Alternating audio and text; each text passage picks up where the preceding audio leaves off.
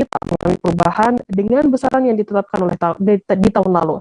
Sama seperti tahun sebelumnya, mengacu pada harga beras rata-rata di pasaran senilai Rp35.000 per kilogramnya.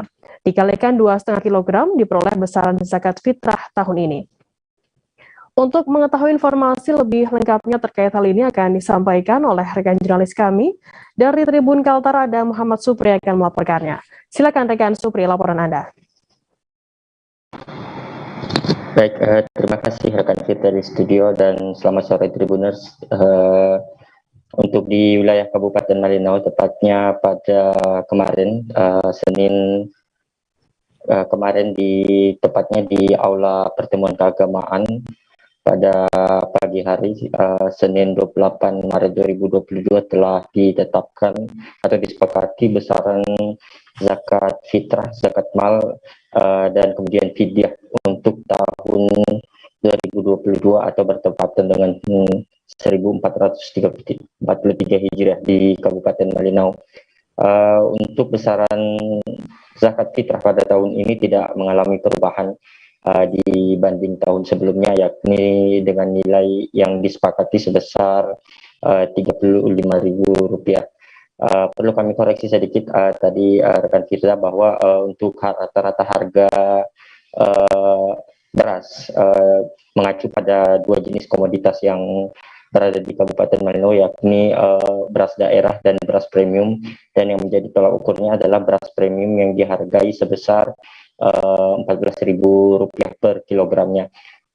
Untuk kisaran harga besaran nilai zakat yang disepakati sebesar Rp35.000 diperoleh sama seperti dengan metode perhitungan pada tahun-tahun sebelumnya, yakni 14.000 atau 1 kilo beras dikali dengan 2,5 kilogram sehingga diperoleh besaran zakat fitrah sebesar Rp35.000 di Kabupaten Malinau.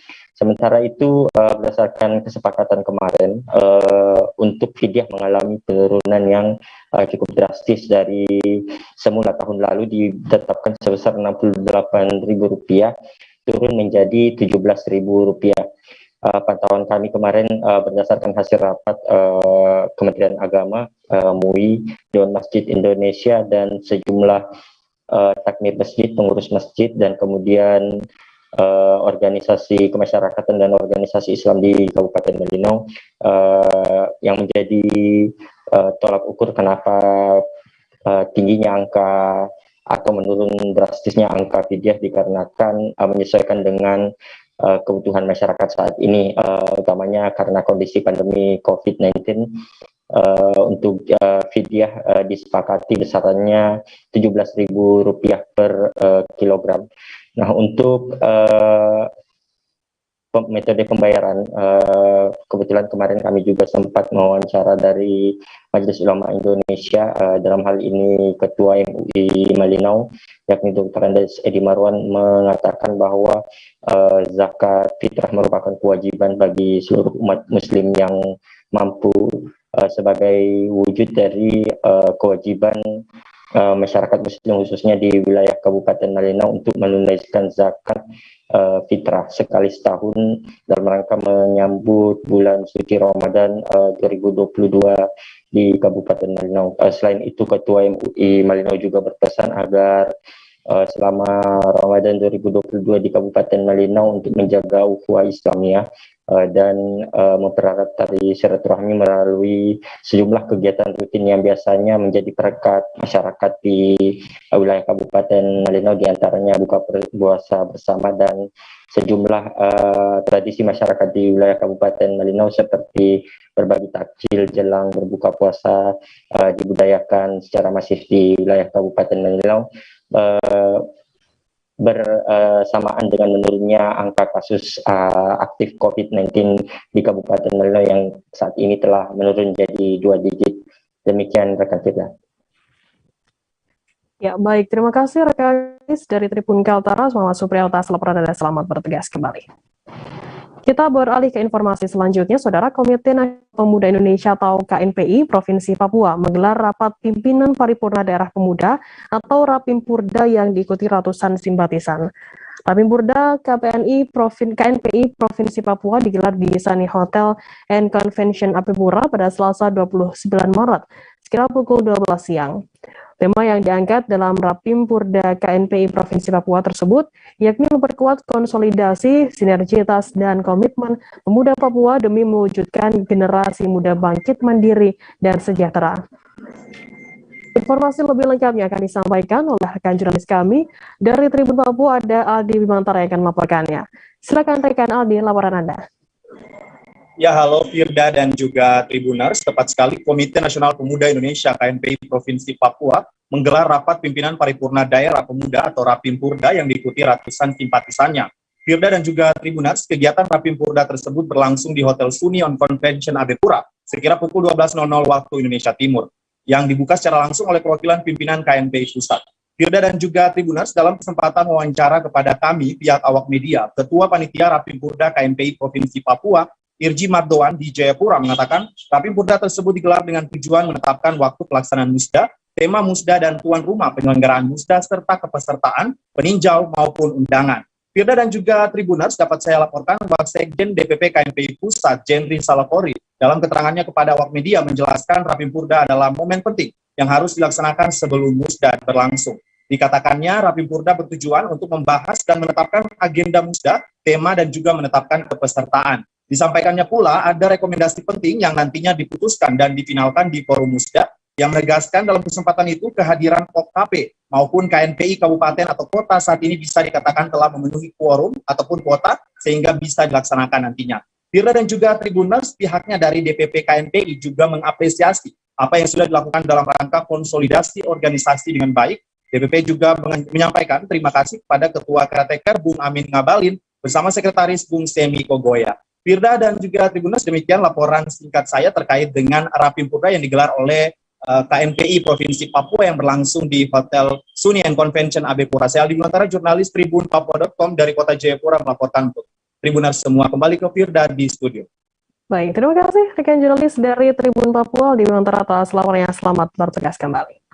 Tribuners, akan kami tampilkan wawancara dari Wasekjen DPP KNPI Pusat, Jendri Salapori, dan juga Ketua Panitia Rapimpurda KNPI Papua, Irji Mardoan. Berikut liputannya untuk Anda. Terkait dengan pelaksanaan Rapimpurda KNPI Provinsi Papua, ini adalah momen penting organisasi yang harus dilaksanakan sebelum pelaksanaan musyawarah daerah. Kita tahu bahwa pelaksanaan Rapim ini bertujuan untuk bagaimana membahas dan menetapkan beberapa agenda penting. Yang pertama adalah menentukan waktu pelaksanaan musyawarah daerah, kemudian yang kedua menentukan tema, kemudian yang ketiga menetapkan kepesertaan. Dalam hal ini juga ada beberapa hal yang mungkin akan dibahas terkait dengan rekomendasi-rekomendasi penting yang nanti akan diputuskan di sini untuk difinalkan nanti dibahas di forum musda nanti. Selaku Ketua Panitia Pelaksana Rapimpurda, rapat pimpinan paripurna daerah DPD KNPI Provinsi Papua yang dilaksanakan hari ini tanggal 28 Maret 2022. Pelaksanaan ini satu hari dan peserta yang hadir adalah DPD KNPI Kabupaten Kota yang berjumlah 15 dan OKP 3 provinsi sebagai peserta itu berjumlah 75 peserta. Adapun selain undangan juga yang kita hadirkan dalam Rapimpurda hari ini adalah BEM-BEM Universitas Papua. Kemudian kita lihat bersama 8 pelaksanaan waktu dan tempat musyawarah daerah KNPI Provinsi Papua. Kemudian tema daripada musda KNPI Provinsi Papua. Kecelakaan lalu lintas terjadi di Jalan Raya Geopark Ciletuh di Kampung Cikoreng, Desa dan Kecamatan Cimas, Kabupaten Sukabumi, Jawa Barat. Kanit Gakum Satlantas Polres Sukabumi Ibda M. Yanuar Fajar mengatakan, peristiwa tersebut terjadi sekitar pukul 7 malam pada Minggu 27 Maret.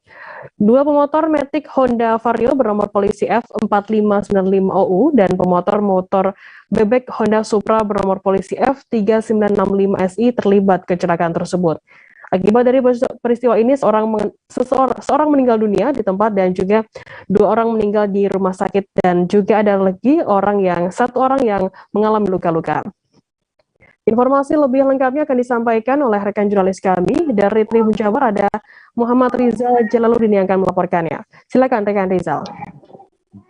Baik Firda dan juga Tribunan, dapat saya sampaikan bahwa terkait peristiwa kecelakaan yang terjadi di Jalan Raya Geopark Ciletu, tepatnya di Kampung Cikoreang, Desa Cimas, Kecamatan Cimas, Kabupaten Sukabumi, Jawa Barat, yang terjadi pada Minggu 27 Maret 2022 malam, itu menewaskan 3 orang pemotor, di mana peristiwa kecelakaan itu berawal dari satu unit sepeda motor Vario bernomor polisi F4595OU itu mengalami oleng saat melewati tikungan di lokasi kejadian, dan bagian belakang motor tersebut mengenai bagian depan motor Supra bernomor polisi F3965SI.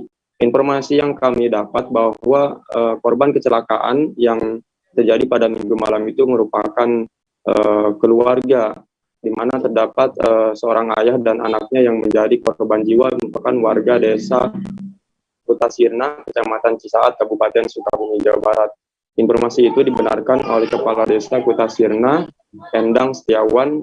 Dia membenarkan bahwa korban kecelakaan itu merupakan keluarga ataupun punya hubungan saudara, yakni ada seorang ayah dan juga anaknya yang menjadi korban kecelakaan. Dan informasi yang kami dapat dari Unit Gakum Satlantas Polres Sukabumi, untuk identitas korban sendiri, korban yang meninggal di tempat ada bernama Yusuf Santosa. Sedangkan 2 meninggal itu di rumah sakit setelah dievakuasi oleh petugas yang ada di lapangan, dan 1 orang itu mengalami luka ringan. Dan kami juga mendapatkan wawancara bersama dengan Kanit Gakum bahwa memang ketika kecelakaan terjadi, itu kecelakaan yang pertama dialami oleh motor Honda Vario ketika mengalami oleng saat melewati tikungan tersebut, dan bagian belakangnya mengenai bagian depan motor Supra, sehingga kecelakaan tidak dapat terhindarkan, dan benturan keras pun yang menyebabkan korban meninggal dunia itu tidak dapat terhindarkan.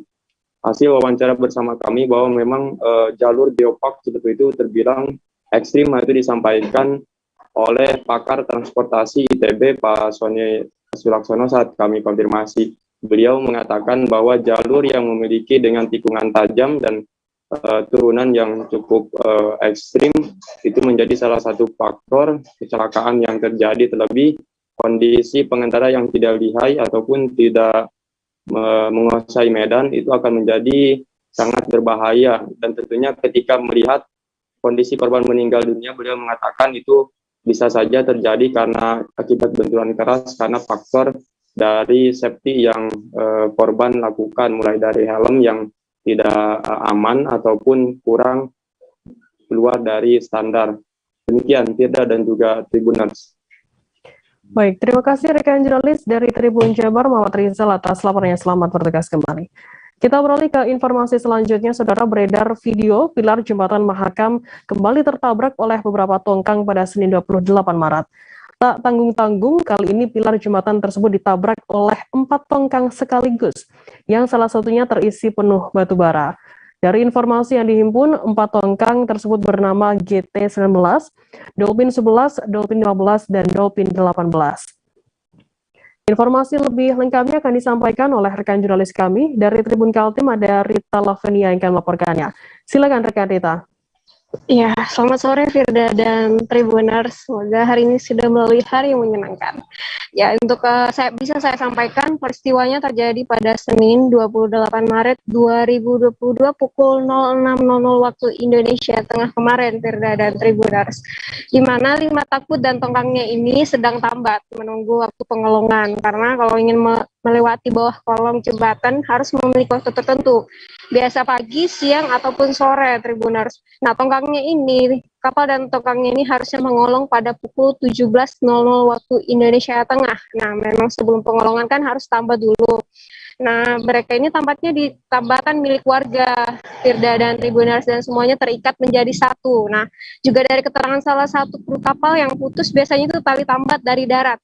Nah, apalagi waktu itu kan arus sedang deras-derasnya karena banjir dari hulu sungai Mahakam. Nah, karena satu ikatan, satu hanyut jadi semuanya terikut. Jadi keterangan Kasat Polresta Samarinda, Kompol Iwan Pamuji, dari hasil pemeriksaan awal dipastikan ada 2 tongkang yang sempat menabrak pilar keempat jembatan Mahakam tersebut, Firda dan Tribuners. Nah, Kasih Keselamatan Berlayar, Penjagaan dan Patroli KSOP Samarinda juga mengatakan, Kapten Slamet Isyadi menjelaskan, untuk saat ini pihaknya tengah melakukan pemeriksaan terhadap awak kapal dan warga yang melihat kejadian tersebut. Mereka juga tengah menyelidiki tongkang mana nih yang pertama menyenggol pilar jembatan tersebut. Sementara itu, Balai Besar Pelaksana Jalan Nasional 12 Kaltim Kaltara juga sudah datang kemarin, Firda dan Tribuners, untuk melakukan pemeriksaan untuk mengetahui dampak dan status kelayakan pilar setelah tertabrak untuk kesekian kalinya nih, Firda dan Tribuners. Dan hasilnya itu mungkin akan keluar dalam 1 minggu ke depan, Firda dan Tribuners. Mungkin itu yang bisa saya sampaikan, saya kembalikan kepada Firda di studio. Baik, terima kasih rekan jurnalis dari Tribun Kaltim, Rita Laveni atas laporannya. Selamat bertugas kembali. Tribuners, kita akan jeda sejenak, tetaplah di live update. Oke, apa kabar Bang Arifki di sini untuk strateginya? Kalau saya sendiri di Gimik 37 ini yang semalam baru mulai, saya udah pasti. Sebenarnya aku nggak ngerasain penangkapan atau penggerbegan atau apapun itu. Karena gitu, posisinya aku Jadi kita mengenal disebut dengan stroke yang tidak berdarah dengan stroke yang berdarah. Stroke yang tidak berdarah itu biasanya ditandai dengan adanya penyumbatan. Kalau itu penyumbatan di sini mungkin pikirnya tidak ke situ kali ya, tapi kalau di Korea atau di Kamboja itu ada beberapa paper yang saya itu mas, ya dulunya tukang koran. Oh gitu ya, tukang koran. Ya, saya baca itu pak. Tuh kan, pernah baca kan?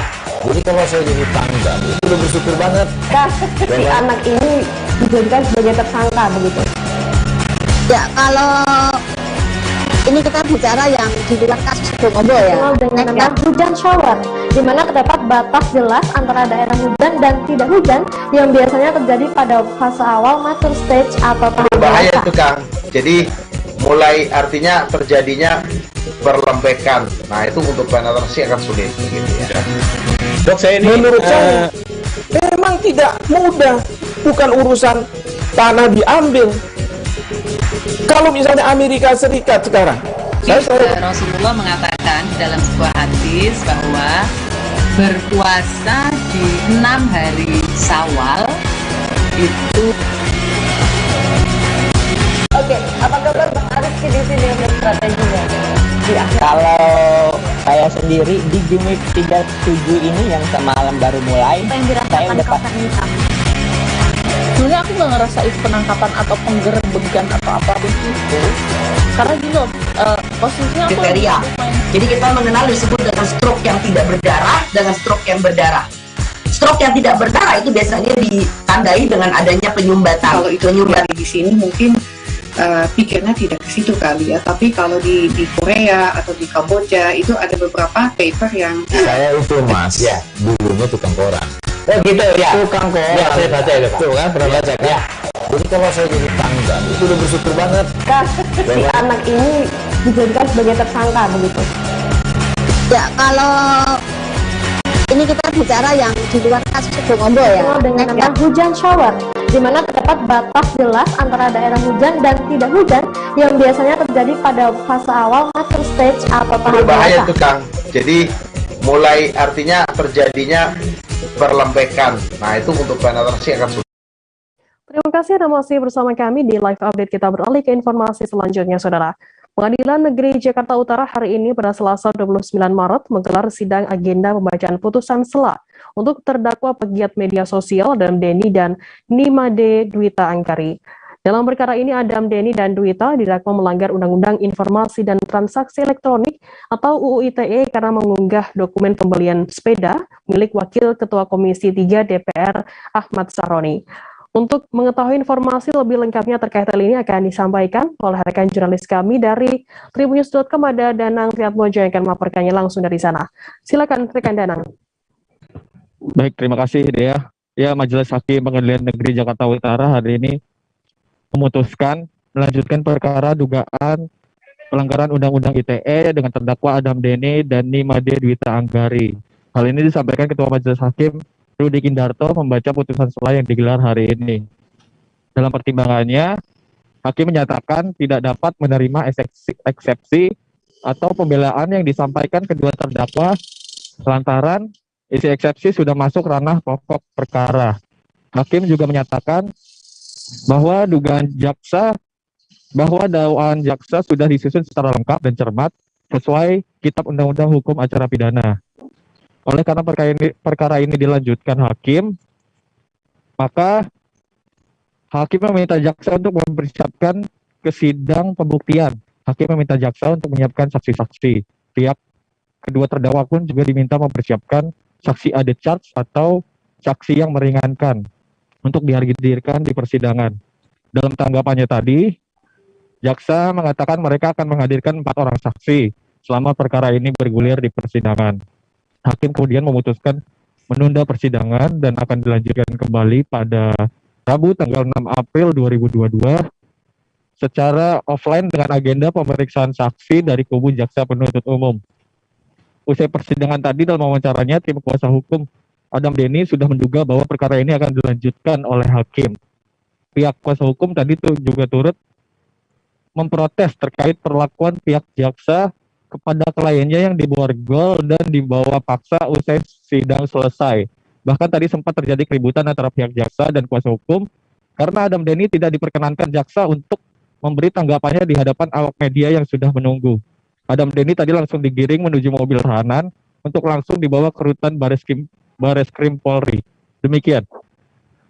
Baik, terima kasih rekan jurnalis dari tribunnews.com Danang atas laporannya. Selamat bertugas kembali dan akan kami tampilkan Tribuners wawancara yang tadi sudah dihimpun oleh rekan jurnalis kami dari kuasa hukum Adam Denny Herwanto. Berikut liputannya untuk Anda. Putusan dulu dah. Kalau putusan sejujurnya kami memang sudah tahu bahwa perkara ini eksepsi ini ditolak sudah pasti. So, kami juga sudah sepakat bahwa kami tidak berharap eksepsi kami diterima, itu nggak berharap enggak. Memang nanti materi pokoknya putusan akhirnya kami memang berharap ini dibebaskan. Cuma tadi sebelum sidang saya juga sudah khawatir.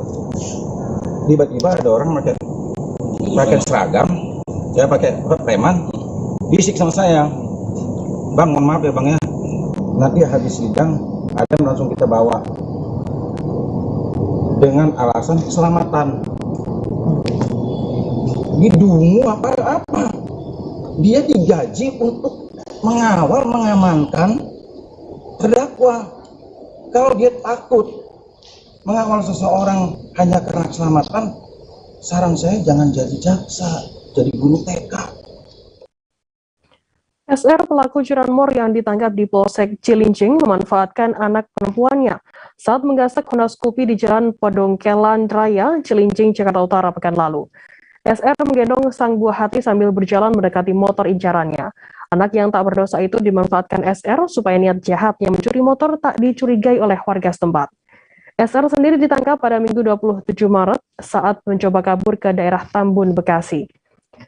Informasi terkait hal ini akan disampaikan oleh rekan jurnalis kami dari Tribun Jakarta. Ada Gerald Leonardo yang akan melaporkannya. Silakan rekan Gerald. Ya, terima kasih Firda dan juga Tribuners dimanapun Anda berada. Dapat saya laporkan bahwa memang pada pekan lalu telah terjadi pencurian sepeda motor, tepatnya di Jalan Pedongkelan Raya, Kecamatan Cilincing, Jakarta Utara, di mana dalam prosesnya pelaku yang berinisial SR melakukan pencurian dengan membawa atau menggendong anak kandungnya atau putrinya sendiri yang masih berusia di bawah 5 tahun atau sekitar 3 tahun dalam menjalankan aksi pencurian motor ini. Firda dan juga Tribuners, seperti dalam rekaman CCTV milik warga yang merekam aksi pelaku, dapat terlihat bahwa memang awalnya SR dan sang buah hati datang ke lokasi dengan mengendarai motor Honda CB150R, dan setibanya di lokasi, SR ini memang melihat ada motor incarannya atau motor korban yakni Honda Scoopy tengah terparkir di depan rumah di Jalan Pedongkelan Raya, Cilincing, Jakarta Utara. Ketika itu Firda dan juga Tribuners, SR melihat bahwa kunci motor daripada Honda Scoopy ini masih menggantung, sehingga SR langsung memarkirkan motornya di dekat daripada motor incarannya. Dan untuk mengelabui warga supaya tidak dicurigai, SR atau pelaku ini menjalankan aksinya mencuri motor Honda Scoopy dengan menggendong anak perempuannya sendiri yang masih berusia 3 tahun. Dari aksinya itu memang SR sudah sempat membawa kabur motor Honda Scoopy milik korban, dan tak lama setelahnya atau masih di hari yang sama, SR kembali datang ke lokasi untuk mengambil motornya yang tadi sempat terparkir di depan atau di pinggir jalan dekat motor yang sudah dicurinya. Adapun motor yang dipakai SR untuk datang ke lokasi pencurian ini ternyata memang bukan motornya sendiri, alias motor yang ia pinjam dari tetangganya yang memang dia pakai untuk melakukan aksi pencurian motor ini. Adapun atas perbuatannya SR dijerat pasal 362 KUHP tentang pencurian, dan SR terancam hukuman 5 tahun penjara setelah dirinya ditangkap oleh aparat Polsek Cilincing dan saat ini sudah diproses oleh pihak polisian. Firda. Baik, terima kasih rekan jurnalis dari Tribun Jakarta, Gerard, atas laporannya. Selamat bertugas kembali. Kita beralih ke informasi selanjutnya, Saudara. Kasus suami membunuh istri terjadi di Desa Air Apo, Kecamatan Binduriang, Kabupaten Rejang Lebong, Bengkulu pada Sabtu 26 Maret. AF alias TO 30 tahun tega menghabisi nyawa Nova Anjarsari alias Winnie 27 tahun menggunakan senjata tajam. Bahtera rumah tangga yang dibina AF tiba-tiba retak setelah dirinya membelikan Winnie sebuah handphone. Padahal sebelumnya hubungan pasangan suami istri ini tersebut berlangsung harmonis. Informasi lebih lengkapnya akan disampaikan oleh rekan jurnalis kami dari Tribun Bengkulu, ada Panji Desatama yang akan melaporkannya. Silakan rekan Panji.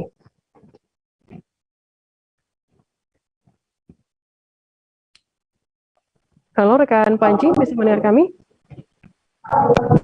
Halo. Ya, silakan rekan Panji.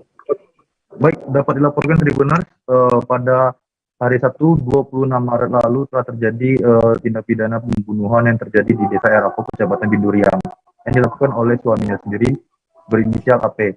Dan saat ini tersangka sudah diamankan oleh pihak kepolisian.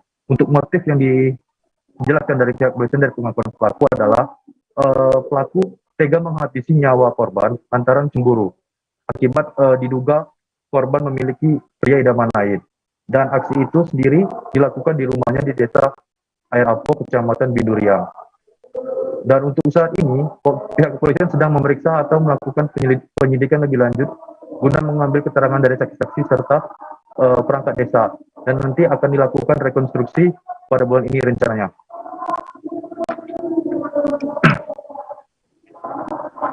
Baik, terima kasih rekan jurnalis dari Tribun Bengkulu, Panji, atas laporannya. Selamat bertugas kembali. Dan Tribuners, tadi jurnalis kami juga sudah menghimpun keterangan dari Kapolres Rejang Lebong AKBP Tony Kurniawan. Berikut liputannya untuk Anda. Ini dalam pelaku, motif pelaku menghabisi nyawa istrinya berawal di hari Jumat. Hari Jumat itu sekitar jam 19.30.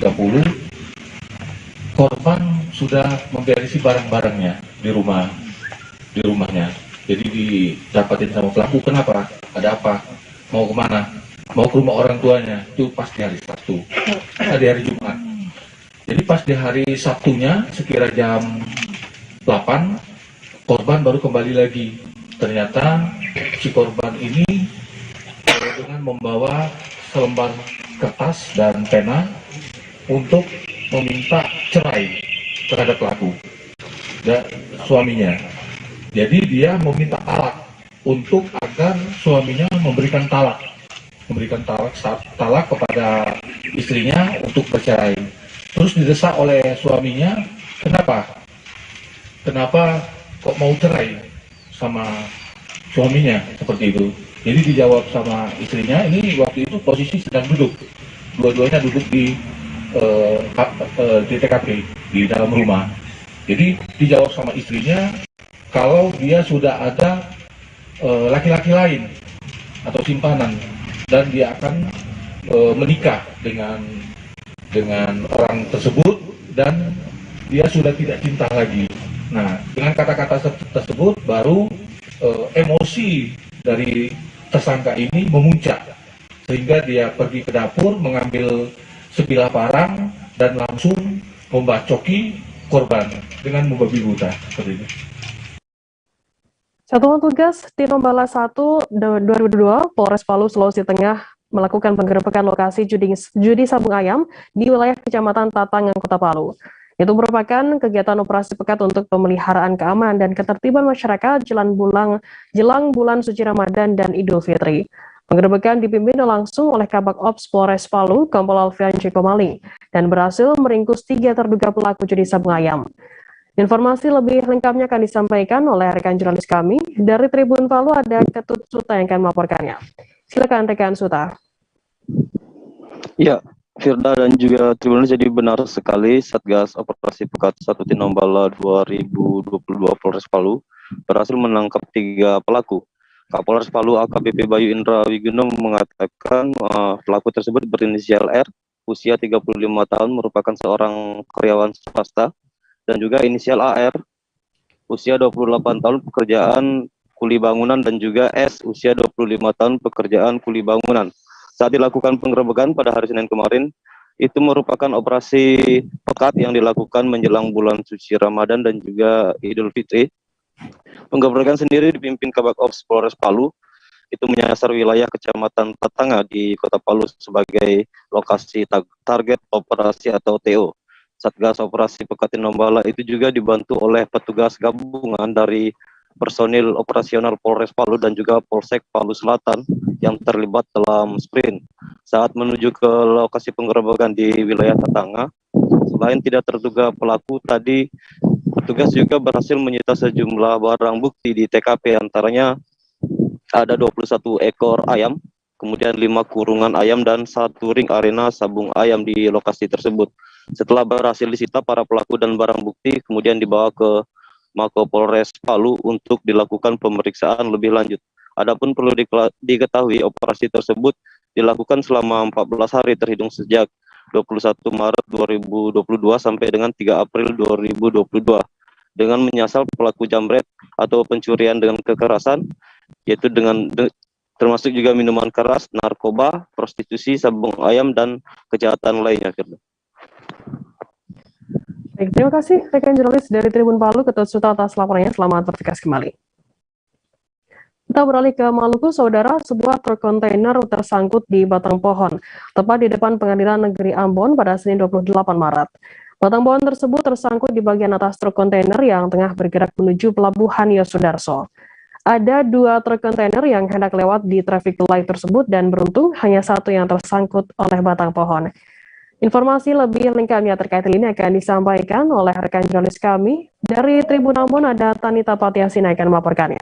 Silakan rekan Tanita. Baik rekan Firda dan Tribuners, pada hari Senin kemarin 28 Maret 2022 tepat di depan Pengadilan Negeri Ambon, sebuah truk kontainer nyangkut di batang pohon di depan Pengadilan Negeri Ambon. Nah, kejadian ini bermula dari 2 truk kontainer yang memang sedang menuju ke Pelabuhan Yosudarso, Kota Ambon. Dan saat itu memang kondisi jalan agak sedikit padat dan batang pohon itu memang sedikit miring dan kondisi truk itu kan agak tinggi. Jadi memang saat lewat dengan jalan yang agak padat, jadi dia agak sedikit ke kiri dan akhirnya bagian belakang atas kontainer itu nyangkut di batang pohon depan Pengadilan Negeri Ambon. Dan saat nyangkut itu truk yang lainnya, truk kontainer yang lainnya akhirnya beralih arah dan meninggalkan truk kontainer yang masih nyangkut. Memang untuk truk kontainer ini tidak lama ya untuk dia bisa lepas dari batang pohon itu, karena memang saat dia nyangkut ada pos polisi Polsek Sirimau yang memang tak jauh dari Pengadilan Negeri Ambon. Akhirnya polisi membantu untuk jalannya lalu lintas sekaligus untuk truk kontainernya bisa lepas dari batang pohon itu. Dan memang saat kami mewawancarai Kepala Dinas Perhubungan Kota Ambon, truk kontainer ini harusnya tidak beroperasi pada siang hari sesuai dengan peraturan Wali Kota Ambon nomor 51 tahun 2018. Truk kontainer itu hanya bisa beroperasi pada pukul 10 malam hingga jam 6 pagi karena kondisi jalan di Kota Ambon tidak memungkinkan untuk truk kontainer bisa lewat bebas di siang hari. Dan untuk siang hari itu hanya khusus untuk truk kontainer yang mengangkut ekspor seperti ikan mentah, bahan mentah, terus kerangka pembangunan instalasi yang memang butuh cepat gitu. Nah, kejadian ini menambah deretan panjang kejadian lainnya, pengusaha truk kontainer yang tidak taat jam operasional. Nantinya pada hari Jumat besok ini, tanggal 1 April, Dinas Perhubungan akan memanggil pengelola truk kontainer untuk menegaskan kembali aturan jam operasional. Bila nantinya akan melanggar kembali jam operasional ini, akan diberikan sanksi tilang dan mereka juga akan bekerjasama dengan kepolisian. Begitu rekan Firda dan Tribuners. Baik, terima kasih rekan jurnalis dari Tribun Ambon, Tanita, atas laporannya. Selamat bertugas kembali. Dan Tribuners, akan kami tampilkan wawancara yang tadi sudah dihimpun oleh rekan jurnalis kami dari Kepala Dinas Perhubungan Kota Ambon, Robi Sapulit. Berikut liputannya untuk Anda. Sesuai dengan Peraturan Wali Kota nomor 51 tahun 2018 itu bahwa jam operasi kontainer itu dari jam 22.00 sampai dengan jam 6.00, ya, itu jam operasi. Sehingga dengan demikian kalau ada kontainer yang beroperasi, ya, tidak sesuai dengan waktu itu berarti itu salah. Nah, kasus yang terjadi yang baru disampaikan barusan ini adalah, apalagi jam seperti sekarang mereka beroperasi siang hari. Nah, sebenarnya begini. Sebenarnya kontainer itu dia bisa beroperasi bebas. Cuma karena kita mempertimbangkan kondisi kapasitas jalan yang ada di Ambon, sehingga muncul peraturan wali kota ini. Karena kalau kontainer itu dia beroperasi di siang hari, itu pasti akan terjadi kemacetan di mana-mana. Oleh karena itu jam operasinya mereka itu kita atur. Jam 22 sampai dengan jam 06 pagi. Sejauh pantauan kami memang staf kami itu ada di lapangan, tapi mereka beroperasi sekarang per saat jam makan siang, itu mereka lolos. Nah, tapi kami akan mengecek itu kontainer siapa, pemiliknya siapa, ekspedisinya siapa, yang mengoperasikan kontainer pada jam saat ini. Rencana kami akan panggil kembali para pengusaha, ekspedisi pengusaha kontainer itu, untuk kita bertemu hari Jumat ini, ya, tanggal 1. Untuk kita akan mempertegas lagi bahwa jam operasi mereka itu tidak bisa di luar jam berdasarkan peraturan wali kota nomor 51 tahun 2018. Kita beralih ke Sultra, Saudara. Menjelang bulan suci Ramadan tahun ini, harga beberapa kebutuhan pokok di Kota Kendari mulai merangkak naik. Diketahui kenaikan harga kebutuhan pokok sudah terjadi sejak seminggu ini karena ketersediaan atau stoknya juga kian menipis menjelang Ramadan. Salah satunya di pasar tradisional di Kota Kendari, Sulawesi Tenggara yang menjadi pantauan harga kebutuhan pokok, yakni Pasar Sentral Kota Lama, Pasar Mandonga, dan Pasar Anduonoho. Untuk mengetahui informasi lebih detailnya terkait hal ini akan disampaikan oleh rekan jurnalis kami dari Tribun News Sultra, ada Ridwan Kadir yang akan melaporkannya. Silakan rekan Ridwan. Ya, terima kasih rekan Firda. Dapat saya sampaikan bahwa menjelang bulan suci Ramadan 2022 pada tahun ini, sejumlah kebutuhan pokok di Kota Kendari, Sulawesi Tenggara mulai merangkak naik. Kenaikan kebutuhan pokok tersebut sudah terjadi sejak seminggu ini, khususnya di Kota Kendari. Penyebab naiknya kebutuhan pokok selain menjelang bulan suci Ramadan, yakni ketersediaan atau stoknya juga kian menipis. Kenaikan tersebut terjadi salah seorang pedagang di pasar kota, yakni Wanida, mengatakan kenaikan atas barang kebutuhan pokok tersebut terjadi sekira 1 atau 2 minggu belakangan ini.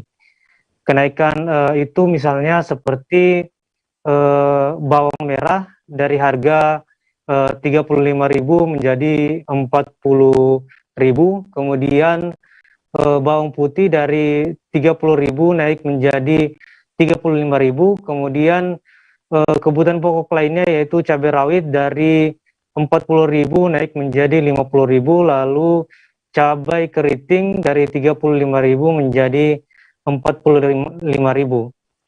Kemudian ada di tempat lain, yakni salah satunya pedagang di Pasar Rondonuwu, yaitu Rina, mengatakan hal yang sama.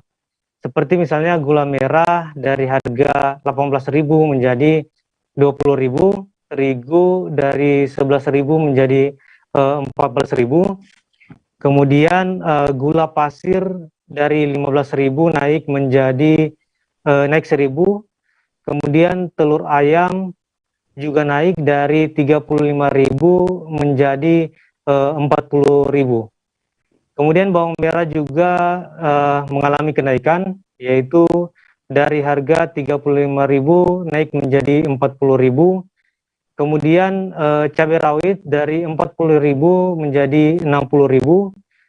Kemudian cabai keriting dari harga 35.000 menjadi 60.000. Kemudian di tempat yang berbeda, yaitu di Pasar Korem, salah satu pedagang yaitu Putra mengatakan harga daging ayam pun turut berdampak saat menjelang bulan puasa kali ini.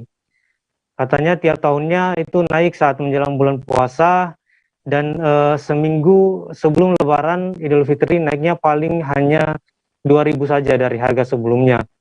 Lebih lanjut katanya, saat ini daging ayam dibanderol dengan harga 26.000, dan nanti dalam waktu dekat 1 atau 2 hari ke depan akan naik sekira 28.000. Putra juga mengatakan pada hari biasanya dirinya hanya menyediakan 1.500 hingga 200 ekor ayam per hari, namun dalam waktu dekat ia akan menambah menjadi 1.000 ekor ayam. Kembali ke rekan Firda. Baik, terima kasih rekan jurnalis dari Tribun News Ultra, Ridwan, atas laporannya. Selamat bertugas kembali. Ya. Kita beralih ke Lampung. Saudara, menjelang Ramadan, masyarakat Bandar Lampung melakukan ziarah ke makam keluarga yang lebih dahulu meninggal dunia.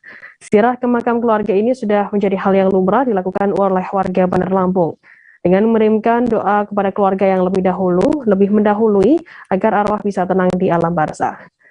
Untuk mengetahui informasi terkait hal ini akan disampaikan oleh rekan jurnalis kami dari Tribun Lampung. Ada Bayu Saputra akan melaporkannya. Silakan rekan Bayu, laporan Anda. Oke, selamat sore rekan Firda dan Tribuners dimanapun. Perlu saya sampaikan bahwasannya umat Muslim atau umat Islam pada kesempatan ini mereka 1 minggu sebelum pelaksanaan ibadah suci bulan Ramadan, khususnya di Kota Bandar Lampung, masyarakat di sini berziarah ke makam leluhur atau makam orang tua atau keluarga terdekat yang sudah lebih mendahului mereka.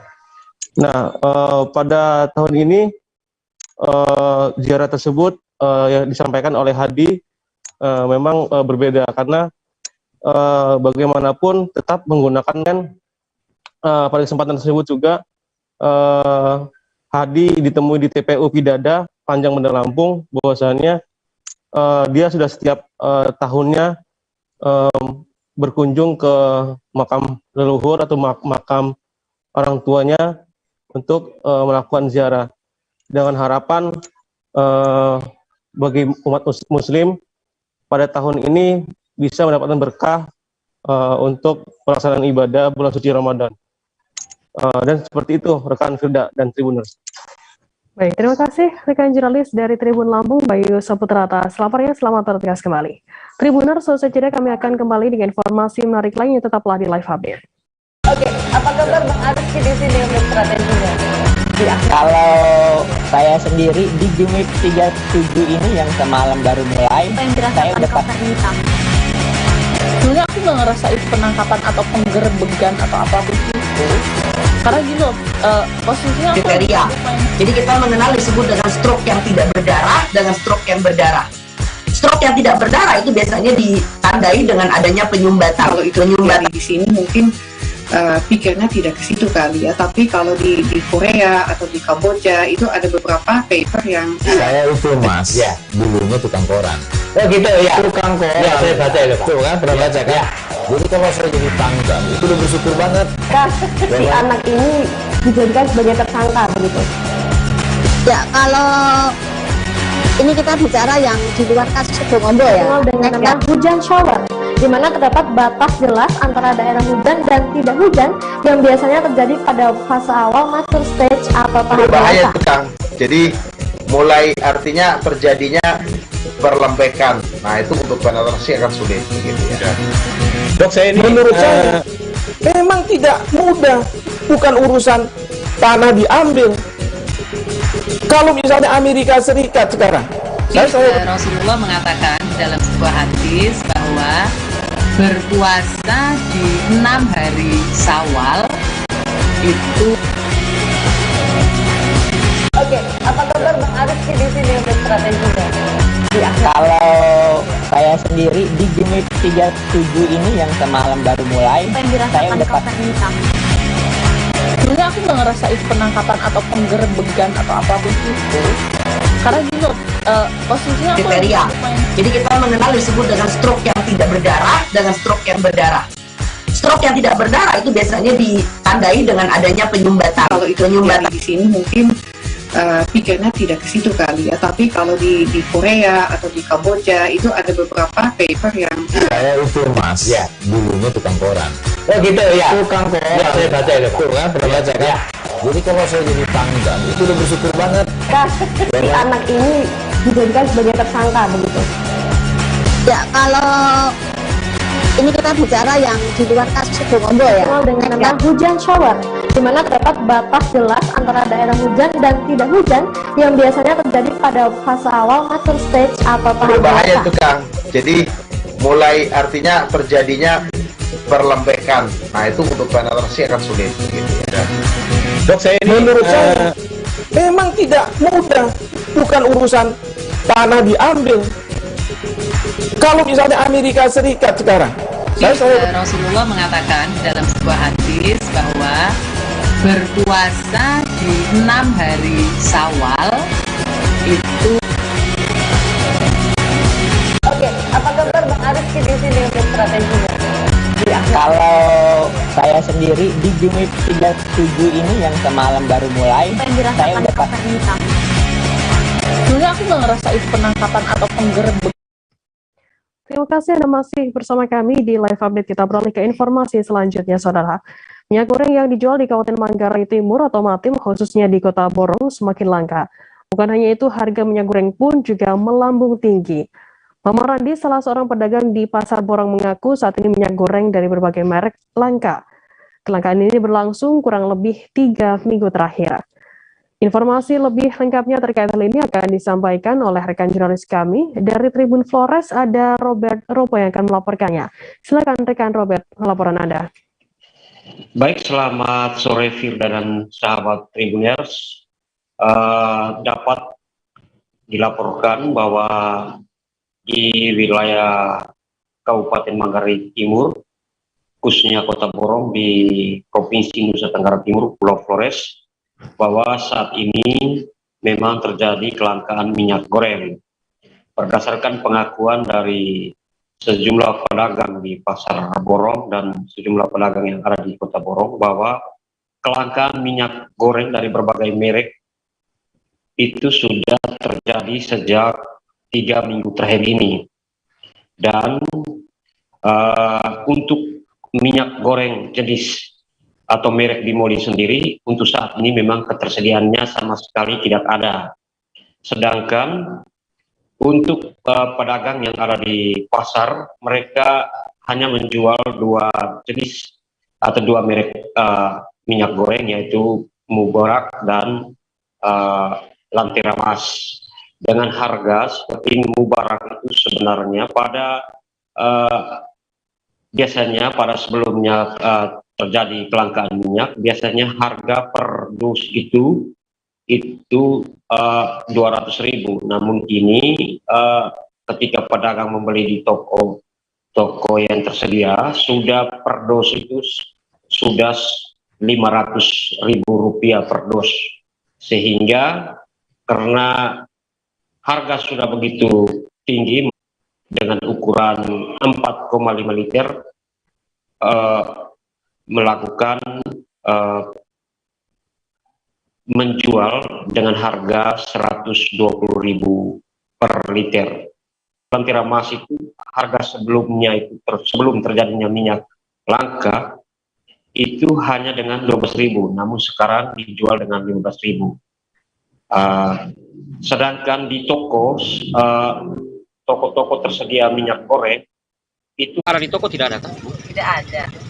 Kita dapat eceran di minimarket kemarin tuh hanya dapat berapa saja. Mereka jual 51, kita jual 60 di sini. Orang juga tidak kosong juga kemarin.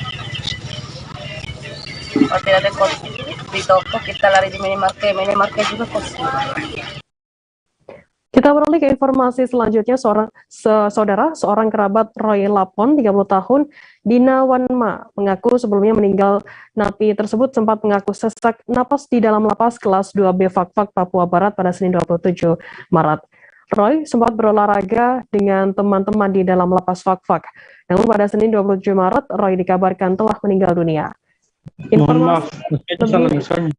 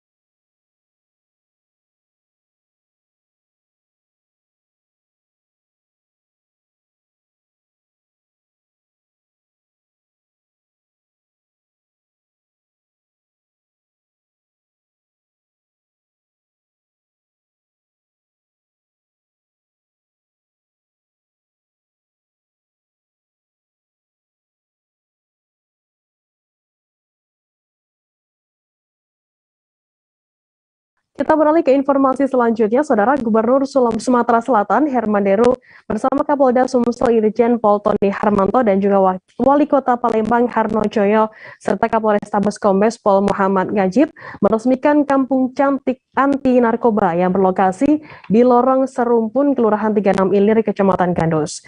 Di kampung ini ada pos kamling yang mengatur keamanan, taman ikan, serta lapangan badminton dan taman bermain anak-anak. Kolaborasi pemerintah Kota Palembang dengan Polrestabes Palembang untuk mencegah meluasnya penyebaran narkoba di sana. Untuk mengetahui informasi terkait hal ini akan disampaikan oleh rekan jurnalis kami dari Tribun Sumsel, ada Rahmat yang akan melaporkannya. Silakan rekan Rahmat. Penyebaran narkoba di Kota Palembang. Sebelum Kampung Cantik, pemerintah setempat juga sudah meresmikan Kampung Tangguh yang berlokasi di 9 Ilir, dan dari informasi dari Kapolrestabes Palembang, Kombes Pol Ngajib, bahwasannya dari Kampung Tangguh Palembang ini berhasil menurunkan penyebaran narkoba, sehingga dengan adanya penambahan Kampung Cantik yang hampir sama dapat menekan penyebaran narkoba di Palembang. Dan juga tadi pada acara peresmian sempat digelar lomba bidar mini, yang mana itu pesertanya adalah warga setempat yang membuat perahu mini dari kayu, dibuat sedemikian rupa dan dilombakan di sungai tersebut. Dan juga di sela-sela peresmian ada juga pelepasan benih-benih ikan oleh Kapolda Sumsel, Gubernur Sumsel, Kapolrestabes Palembang, dan Wali Kota Palembang. Demikian, Firda.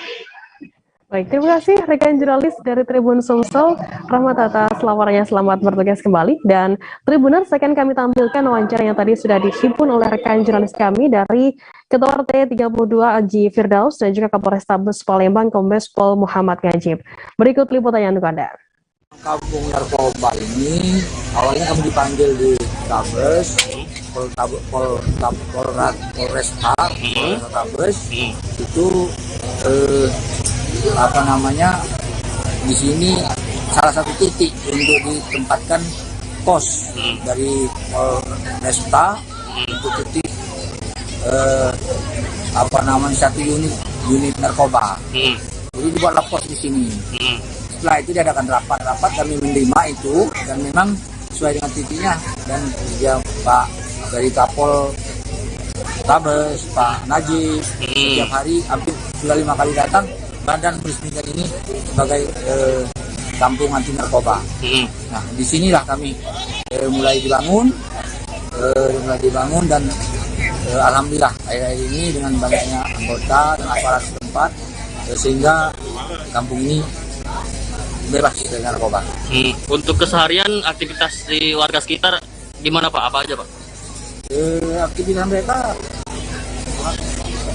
yang pertama dari olahraga, ada olahraga bulu tangkis. Ya. Bulu tangkis sehingga mereka kemarin sudah ada turnamen ya, sehingga melahirkan juara 1, 2, dan 3 yang tadi sudah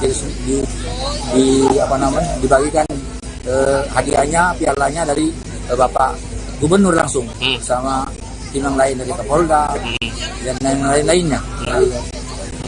Kalau untuk sungai ini apa biasanya aktivitas apa Pak? Sungai ini dulu aktivitasnya memang cuman mereka tempat-tempat seperti daerah wisata di sini. Berkunjung mereka banyak melihatnya. Kemudian akhir-akhir ini dibuat aktivitas ada lomba bidar itu yang ini. Lomba bidar kan.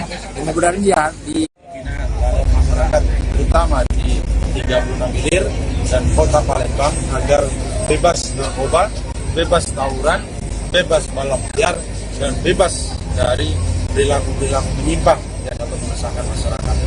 Ada himbauan untuk masyarakat sekitar? Nah, tentunya himbauannya dengan keberadaan daripada kampung cantik ini, silakan masyarakat memanfaatkan dengan sebaik-baiknya untuk mengalihkan dari mindset mereka para pengguna narkoba beralih untuk menjadi tentunya hal-hal yang positif yang bisa dilakukan oleh masyarakat.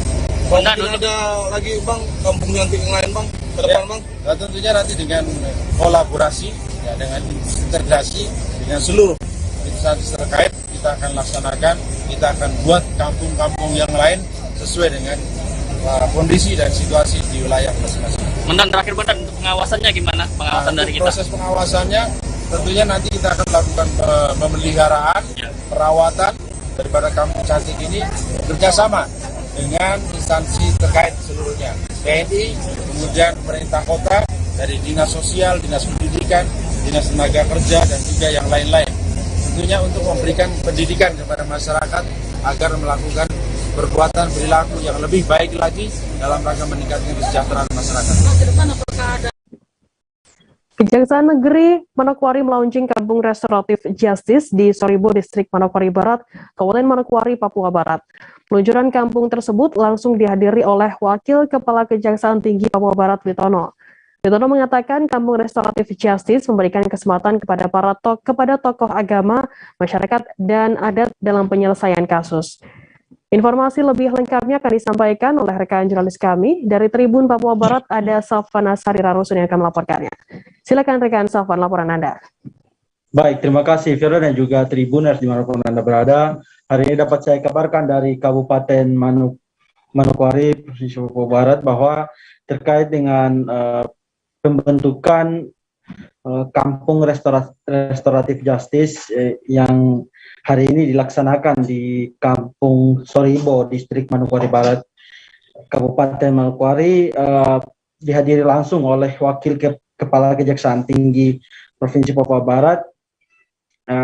Kampung ini nantinya akan memberdayakan selain para penegak hukum, akan juga dilibatkan sejumlah tokoh, yakni tokoh masyarakat dan juga tokoh adat serta tokoh agama untuk penyelesaian kasus, khususnya untuk masyarakat dengan ekonomi menengah ke bawah. Pasalnya di Kabupaten Manokwari dan juga sejumlah daerah di Papua Barat sendiri ada sejumlah masyarakat yang memang sangat kesulitan ketika misalkan terjerat perkara hukum, sehingga mereka membentuk kampung restoratif justice ini untuk mendekatkan masyarakat dengan pelayanan penegakan hukum di daerah masing-masing. Dan hingga saat ini berdasarkan wawancara yang kami peroleh di lapangan, hingga saat ini Kejaksaan Negeri Manokwari sendiri telah menetapkan 2 kampung sebagai kampung restoratif justice, salah satunya yaitu Kampung Soribo di distrik Manokwari Barat itu sendiri. Dan untuk wilayah Papua Barat sendiri hingga saat ini telah dibentuk kampung restoratif justice di 3 kabupaten, salah satunya yaitu Kabupaten Manokwari dan juga dua daerah lainnya yaitu Kaimana dan juga Kota Sorong. Berdasarkan wawancara yang kami peroleh dari keterangan yang dari Wakil Kepala Kejaksaan sendiri, beliau menyampaikan bahwa kedepannya untuk penyelesaian persoalan kasus pidana juga kasus lainnya di kampung-kampung khususnya masyarakat ekonomi menengah ke bawah tidak lagi ditempuh hingga ke pengadilan dan juga ke hakim. Hanya cukup nantinya ke depan hanya penyelesaiannya hanya sebatas dilaporkan ke kampung rumah restoratif justice yang ada di Kampung Soribo dan juga sejumlah kampung yang telah didirikan kampung restoratif justice, dan nantinya Kepala Kejaksaan akan berkoordinasi langsung kepada Kejaksaan Tinggi dan Kejaksaan Tinggi akan menindaklanjuti ke Kejaksaan Agung begitu. Dan selain itu dapat saya kabarkan dari tanggapan dari Kepala Kampung sendiri terkait dengan pembentukan kampung restoratif justice ini, mereka sangat berterima kasih karena kampung ini agak membantu masyarakat mereka yang ingin mencari keadilan ketika misalkan terkena jeratan pidana begitu. Firda. Baik, terima kasih rekan jurnalis dari Tribun Papua Barat, Safan Nasari atas laporannya. Selamat bertugas kembali. Dan tadi Tribuner, jurnalis kami juga sudah menghimpun keterangan dari pihak terkait dan berikut liputannya untuk Anda. Saya bersyukur sekali karena mungkin bisa ini kampung atau rumah ini bisa lebih senang lagi. Dan supaya masalah pun tetap selesaikan dengan kampung. Tidak perlu kita membawa keluar lagi. Masalah apa itu selesai. Kampung sini saya sangat bersyukur sekali. Nah, dari ini kita bisa masalah dalam kampung atau ini dalam kampung atau masalah KDRT mungkin kita bisa selesaikan dalam kampung. Oh, iya. Oke, berarti sebagai kepala kampung di Kampung Soribo sendiri merasa bersyukur untuk ini. Mungkin setelah dilakukan peresmian oleh pihak kejaksaan, Abang sendiri sebagai kepala kampung, bagaimana harapan Abang terkait dengan keberlanjutan pasca peresmian ini mungkin? Ya, kalau bagi saya mungkin kalau begini kan saya bisa lebih senang lagi untuk mendukung lagi kemajuannya seperti itu. Dan kepala kampung kita mendukung. Siap. Oke. Sama pidana yang mempunyai karakteristik yang ringan, latar belakangnya karena kepaksaan, karena kemiskinan, kelaparan, itu layak untuk dibantu dengan RJ. RJ artinya dengan ada perdamaian, kerugiannya sedikit, tidak perlu disidangkan sampai ke pengadilan. Cukup Pak Gajari lapor kita itu ekspos ke Pak Jaksa Agung Muda tidak pidana umum. Di Papua Barat kebetulan untuk Manokwari sudah 2, terus Kaimana 1, Sorong 1. Ya, yang baru kemarin 1 tahun 2021 1. Tapi di Papua Barat baru 3 kabupaten. Menjelang Ramadan 1443 Hijriah, tempat pemakaman umum atau TPU Taman Langgeng, Kota Batam, Kepulauan Riau ramai dikunjungi peziarah sepekan terakhir. Warga yang paling ramai mengunjungi makam di hari Sabtu dan Minggu. Kurang lebih ratusan ahli waris berkunjung ke TPU Taman Langgeng secara bergantian, sehingga tak terjadi kerumunan di lokasi makam tersebut. Untuk mengetahui informasi lebih lengkapnya terkait hal ini akan disampaikan oleh rekan jurnalis kami dari Tribun Batam, ada Roma Ulisianturi yang akan melaporkannya. Silakan rekan Roma. Baik, terima kasih rekan Firda dan Tribuners sekalian. Di mana H-4 menjelang bulan suci Ramadan, masyarakat Kota Batam melakukan ziarah kubur seperti tahun-tahun sebelumnya juga ke Taman Pemakaman Umum Taman Langgeng, Sungai Panas, Kota Batam, Kepulauan Riau. Nah, memang tradisi ziarah kubur ini menjelang bulan suci Ramadan memang selalu dilakukan di hari-hari besar, dan bukan hanya di bulan suci Ramadan juga, melainkan mendekati saat momen Idul Fitri nantinya. Namun jumlah kunjungan ke tempat pemakaman ini paling ramai sekitar. Sudah. Protokol kesehatan masih tetap dilangsungkan, Pak? Kami tetap kesehatan. Pada saat mereka menziarah, kita sampaikan mereka, terutama masker kita sediain, sanitizer juga kita sediain. Pada saat yang tidak punya, tetap akan kita memberikan. Berarti pihak pengelola menyediakan masker.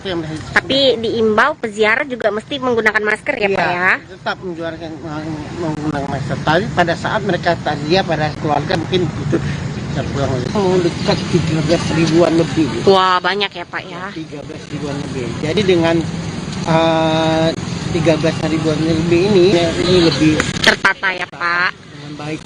Ya tidak ada maka Pak harapannya. Dengan ada registrasi yang baru ini, penata.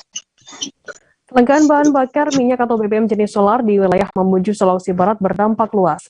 Tak hanya menyebabkan terjadinya antrean panjang di setiap SPBU, namun juga berdampak ke nelayan. Nelayan di perkampungan Desa Sumare, Kecamatan Simboro, Mamuju mengaku susah melaut. Mereka susah mendapatkan solar sejak 1 bulan terakhir. Informasi lebih lengkapnya akan disampaikan oleh rekan jurnalis kami dari Tribun Sulbar, ada Fahrun Ramli yang akan melaporkannya. Silakan rekan Fahrun.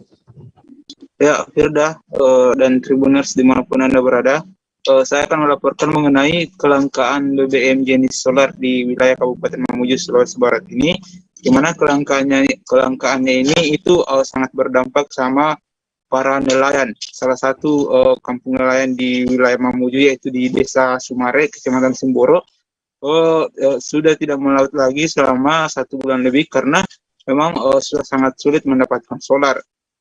Antrean jerigen solar pun itu menumpuk di SPBUN atau SPBU nelayan di Desa Sumare untuk mengantri solar, sehingga para nelayan ini kadang tidak melaut karena kurang mampu mendapatkan solar, di mana kondisi tersebut sudah berlangsung selama 1 bulan ini, dan setiap SPBU juga di Kabupaten Mamuju sendiri itu terjadi antrean truk panjang di setiap SPBU bahkan di dalam kota.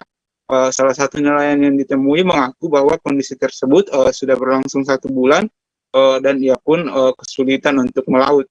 Sementara di Kota Mamuju sendiri di stok yang tersedia itu sebanyak 8 ton untuk SPBU BBM jenis solar.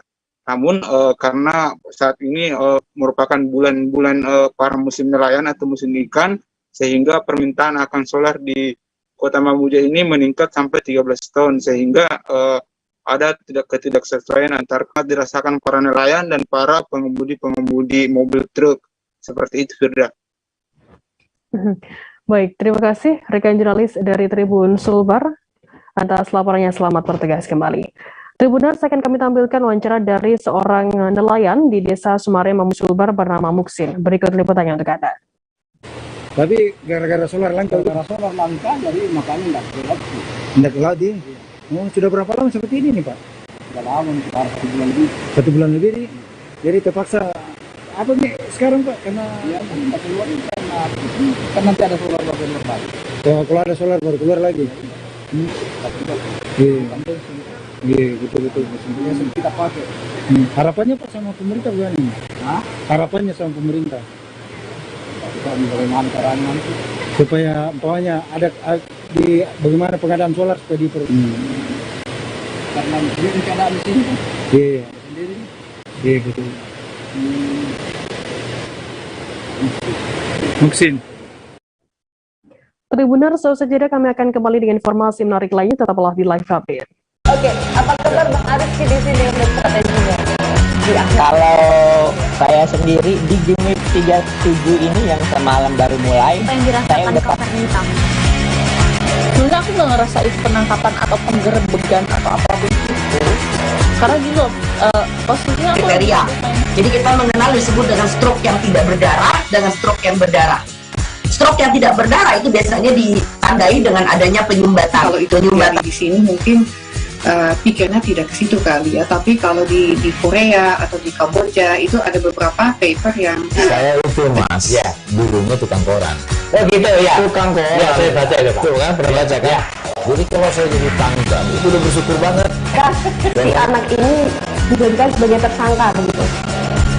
Ya, kalau ini kita bicara yang di luar kasus Situbondo ya. Dengan nama hujan shower, di mana terdapat batas jelas antara daerah hujan dan tidak hujan yang biasanya terjadi pada fase awal mature stage atau tahap bahaya tuh Kang. Jadi mulai artinya terjadinya perlempekan. Nah itu untuk penetrasi akan sulit gitu ya. Dok, saya ini menurut saya memang tidak mudah, bukan urusan tanah diambil. Kalau misalnya Amerika Serikat sekarang, Rasulullah mengatakan dalam sebuah hadis bahwa berpuasa di 6 hari Syawal itu. Oke, apa kabar Bang Ariski di sini untuk strateginya? Kalau saya sendiri di Game Week 37 ini yang semalam baru mulai, Apa yang saya dirasakan udah Kapten Hitam? Sebenarnya aku nggak ngerasain penangkapan atau penggerebekan atau apapun itu. Karena gitu, Terima kasih Anda masih bersama kami di Live Update. Kita beralih ke informasi selanjutnya, Saudara. Seekor harimau Sumatera berusia 3 tahun yang diberi nama Lanustika dilepas liarkan di sebuah kawasan konservasi di Provinsi Riau. Pelepas liaran tersebut dilakukan oleh Balai Besar KSDA Riau bekerjasama dengan Yayasan Arsari Joyo Hadikusumo dan dihadiri oleh Kepala Balai KSDA Sumatera Barat pada Sabtu 26 Maret lalu. Upaya penangkapan Lanustika sendiri dilakukan oleh tim gabungan yang terdiri dari Balai Besar KSDA Riau, Yayasan Arsari. Kandang jebak disiapkan selama 8 hari sejak tanggal 31 Agustus hingga 8 September tahun lalu. Informasi lebih lengkapnya akan disampaikan oleh rekan jurnalis kami dari Tribun Pekanbaru, ada Rizky Armanda yang akan melaporkannya. Silakan rekan Rizky. Ya, baik. Terima kasih Firda. Dapat saya laporkan bahwa seekor harimau Sumatera bernama Lanustika berjenis kelamin betina baru saja dilepas liarkan kembali ke habitatnya oleh tim dari Balai Besar Konservasi dan Sumber Daya Alam Provinsi Riau dengan turut bekerjasama dengan Yayasan Arsari Jojo Hadikusumo. Dan untuk diketahui bahwa harimau Lanustika ini sebelumnya ditangkap karena diduga menerkam seorang bocah lelaki di Kabupaten Siak, Provinsi Riau beberapa waktu lalu. Tepatnya untuk kejadian konflik ada di Desa Teluk Lanus, Kecamatan Sungai Apit, Kabupaten Siak. Dan penangkapan harimau Lanustika ini sendiri menggunakan box trap atau kandang jebak, dan prosesnya memakan waktu sekitar 8 hari ketika itu. Dan akhirnya harimau Lanustika ini dapat ditangkap dan dievakuasi oleh tim pada tanggal 8 September 2021 yang lalu sekitar pukul 18.30 waktu Indonesia Barat. Dan setelah berhasil ditangkap, kemudian harimau ini dievakuasi atau dibawa ke Pusat Rehabilitasi Harimau Sumatera Dharmasraya di daerah Sumatera Barat untuk dilakukan observasi dan juga pengobatan. Ketika itu fisik harimau sendiri terbilang sehat, dan saat dimasukkan ke dalam kandang karantina di daerah Dharmasraya tersebut, tim memberikan makan berupa daging segar, dan berdasarkan penilaian dari tim bahwa agresivitas dari harimau ini masih sangat tinggi dan sifat alam liarnya masih terjaga. Namun salah satu bagian dari kaki harimau ini mengalami luka hingga membengkak dan terdapat miasis atau belatung. Dan luka ini ketika itu sudah masuk ke dalam tahap pembusukan. Dan pada tanggal 13 September 2021, akhirnya harimau Lanustica setelah menjalani masa pengobatan dan observasi dinyatakan sehat dan sembuh dengan body condition score ideal, dan serta dinyatakan layak untuk dilepas liarkan dengan perkembangan berat badan menjadi 108 kg dan panjang 203 cm, yang dari berat awal hanya sekitar 85,2 kg dan panjang hanya 145 cm. Dan proses pelepas liaran sendiri menempuh perjalanan kurang lebih 15 jam ke salah satu titik daerah konservasi yang ada di Provinsi Riau. Dan proses pelepas liaran Lanustica sendiri dapat dilaksanakan dengan lancar dan sukses. Sementara itu, pelepas liaran harimau Lanustica ini sudah mengacu pada surat edaran Dirjen KSDAE nomor 8 /KSDAE /KKH KSA _2 /5 /2020 tentang petunjuk teknis pelepas liaran satwa liar di masa pandemi COVID. Dan pelepas liaran ini juga menjadi bukti kepemimpinan dengan contoh atau leading by example yang diusung dari G20 Presiden Indonesia. Dan melalui aksi-aksi ini, Indonesia dapat menunjukkan bahwa Indonesia bisa menyelamatkan biodiversitas atau keanekaragaman hayati yang menjadi salah satu isu bidang lingkungan hidup dan perubahan iklim yang dibahas dalam pertemuan G20. Dan dengan pelepas liaran ini diharapkan harimau Sumatera yang termasuk juga satwa dilindungi dan secara red list IUCN masuk ke dalam critically endangered dapat berkembang dengan baik. Begitu, Firda. Baik, terima kasih rekan jurnalis dari Tribun Pekanbaru, Rizky Armanda, atas laporannya. Selamat bertugas kembali. Dan Tribuners, tadi jurnalis kami juga sudah menghimpun keterangan dari Andri Hansen Siregar, PLH Kepala BPKSDA Riau. Berikut liputannya untuk Anda. Hansen, bisa dijelaskan Bang bagaimana proses pelepas liaran ini? Ya, tanggal 26 Maret, Sabtu, 2 hari yang lalu, di Balai Besar KSDA Riau yang dipimpin oleh Ibu PLT Kepala Balai Besar KSDA Riau telah berhasil melepas liarkan harimau Sumatera yang kita beri nama Lanustica. Prosesi pelepas liaran berjalan lancar dan tanpa ada hambatan. Bang, sebelum dilepas liarkan, apa riwayat dari harimau Lanustica ini, Bang?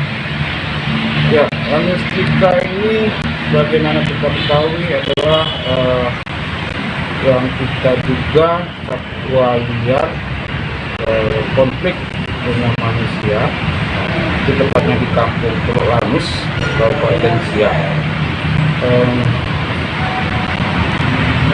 Ya, korban manusia ya saat itu jadi korban dalam keadaan tewas yang tanggal kejadiannya di tanggal 29 Agustus tahun 2021 yang lalu.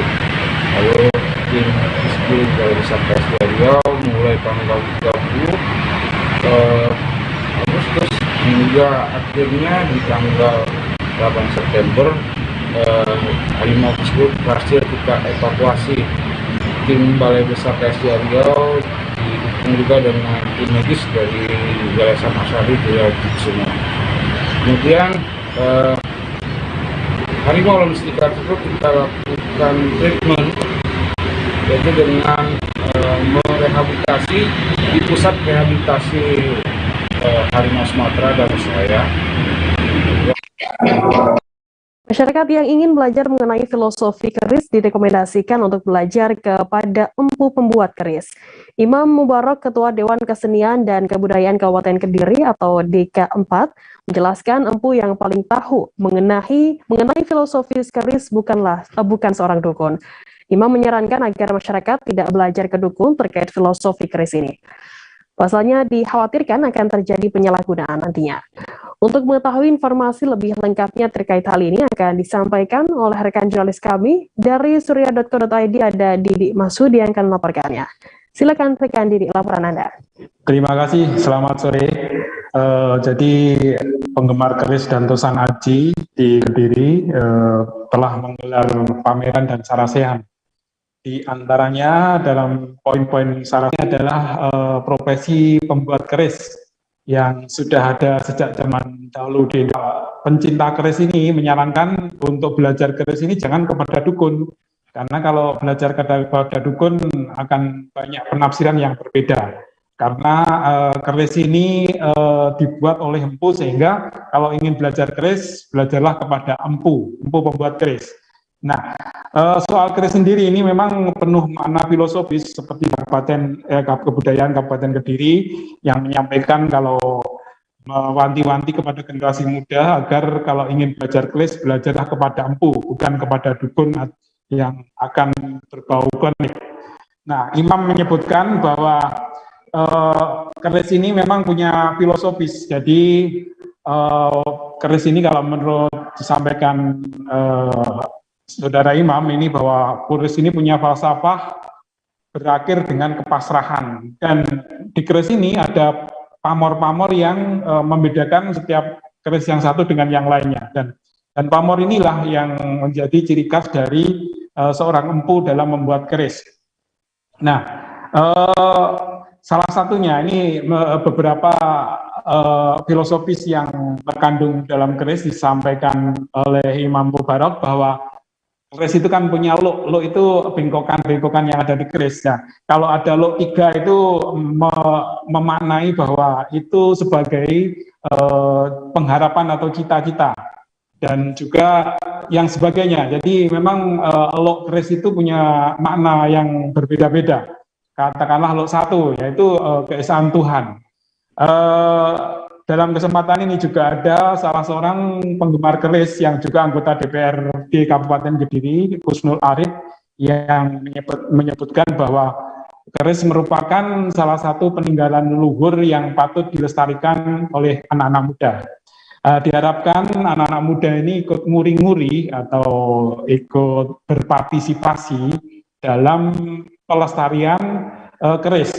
Karena keris ini sebagai salah satu peninggalan budaya Indonesia yang sudah dicatatkan di UNESCO, yang merupakan salah satu keunggulan peninggalan non-benda. Pada kesempatan ini juga dihadirkan salah seorang empu pembuat keris, yakni Empu Aji Guno Anom. Empu Aji Guno Anom ini merupakan keturunan ke-17 dari leluhur yang pernah dipercaya oleh Pangeran Diponegoro membuatkan persenjataannya saat melawan Belanda. Nah, Empu Guno Anom ini dikenal, keluarga Empu Guno Anom ini dikenal merupakan salah satu pembuat keris mageti. Keris mageti ini bermakna merupakan dari pembuatan keris yang berasal dari Magetan. Nah, karena yang membuat orang Magetan, kemudian di kemudian hari lebih dikenal sebagai mageti, keris mageti. Nah, Ki Guno Anom ini juga menyampaikan harapannya kepada anak-anak muda, kepada generasi muda untuk untuk belajar keris sehingga kebudayaan ini bisa lestari sampai akhir zaman. Demikian. Baik, terima kasih rekan jurnalis dari surya.co.id Didi Masudi atas laporannya. Selamat bertugas kembali. Tribuners akan kami tampilkan wawancara dari Imam Mubarak, Ketua Dewan Kesenian dan Kebudayaan Kabupaten Kediri. Kemudian ada lagi wawancara dari Husnul Arif, anggota Dewan dan juga penggemar keris. Kemudian ada pembuat keris Mageti bernama Empu Aji Gunoano. Berikut liputannya untuk Anda. Warisan non benda. Jadi artinya bahwa makna filosofi dalam keris itu penting. Jadi kalau hanya dukun belajar ke dukun itu nyun sewu itu malah menyalahi dari keris sendiri. Karena keris berawal dari falsafah, berakhir dengan kepasrahan. Sedangkan pamor itu adalah bahasa empu. Empulah yang tahu. Kalau belajar keris jangan kepada dukun, empu gitu. Memang bener. Jadi apa? Artinya bahwa pesan-pesan yang tersampaikan dalam keris itu akan memberikan pegangan dalam kehidupan. Misalnya ada lot 3, jangkung disebut adalah keris sebuah untuk pengharapan, untuk cita-cita. Ada lagi keris jangkung segoro winotan. Segoro itu laut, winotan itu jembatan. Bagaimana kita menjangkau harapan kita seperti halnya membangun jembatan di atas laut. Itu kan suatu keniscayaan bahwa tapi bisa. Bagaimana Hanuman ketika membantu menyelamatkan Dewi Sinta, dia juga membangun jembatan di atas laut. Warisan leluhur, budaya leluhur yang patut kemudian kita jaga, kita lestarikan, jadi supaya generasi muda ini juga tidak salah tafsir bahwa tadi disampaikan bahwa ada yang mungkin berpikir keris ini adalah bisnis, keris ini adalah musrik dan sebagainya. Filosofi tentang keris tadi sudah disampaikan banyak. Harapan kami tentunya generasi muda kemudian sakit atau bisa mengikuti dan mencintai bangsa leluhur, termasuk salah satunya dari apa ya, wilayah lah. Sebenarnya karena wilayah Magetan, keris Magetan, dan orang-orang gampang mengingatnya Magetian. Dan mbah-mbah kami dulu di era Diponegoro sebagai salah satu Diponegoro yang dulu itu Mageti satu itu empunya era Diponegoro, dan kami hanya meneruskan budaya-budaya biar gak putus. Kemudian nanti yang dijelaskan dalam sarasiat seperti apa? Ya nanti kita jelaskan di sisi trahnya aja. Misalnya keris Mageti itu apa sih? Ke arah kemana sih? Nanti kita jelaskan di sini. Mungkin bisa jelaskan apa keistimewaan-istimewanya, Mas? Mungkin setelah Mbah Guno, setelah Diponegoro kita ke arah tasawuf. Jadi pusaka untuk pikukuh ajaran, arahnya ke situ. Walaupun tetap berseni budaya, walaupun tetap nguri-nguri budaya leluhur. Seperti itu. Nanti sarasiat lagi. Sekarang bagaimana melihat generasi muda terhadap keris, Mas? Melihatnya gimana mereka? Insya Allah kalau dari sisi pemerintah mau dan selalu, bahasa Tresno jalaran kulino lah. Sering kita perang lah sama budaya-budaya luar. Kita asik, budaya itu asik, enak dan indah. Kita tanamkan, insya Allah generasi muda itu enggak pasti suka. Apa perlu semacam haki, bagaimana dukungan pemerintah untuk semacam hak paten itu terhadap empu-empu ini? Sebenarnya harus diakui juga. Kota Malang kembali meraih juara umum dalam Lomba Kompetensi Siswa atau LKS SMK ke-30 Jawa Timur yang berakhir pada Minggu 27 Maret. Ada 17 bidang lomba yang setiap bidangnya akan dipilih pemenangnya juara 1, 2, dan 3. 6 juara pertama akan dikirim untuk mengikuti ajang LKS SMK tingkat nasional pada September mendatang. Untuk mengetahui informasi lebih lengkapnya terkait hal ini akan disampaikan oleh rekan jurnalis kami dari Surya Malang, ada Silvianita di sana. Silakan tekan Silvia laporan Anda. Ya, terima kasih Firza. Kemarin dilakukan tasyakuran atas kemenangan Kota Malang karena berhasil mempertahankan sebagai juara umum dalam Lomba Kompetensi Siswa SMK di tingkat Jawa Timur yang berakhir pada Minggu 27 Maret 2022. Dalam acara itu diundang para siswa dan guru pembimbingnya oleh cabang dinas pendidikan Jawa Timur, wilayah Kota Malang dan Kota Batu.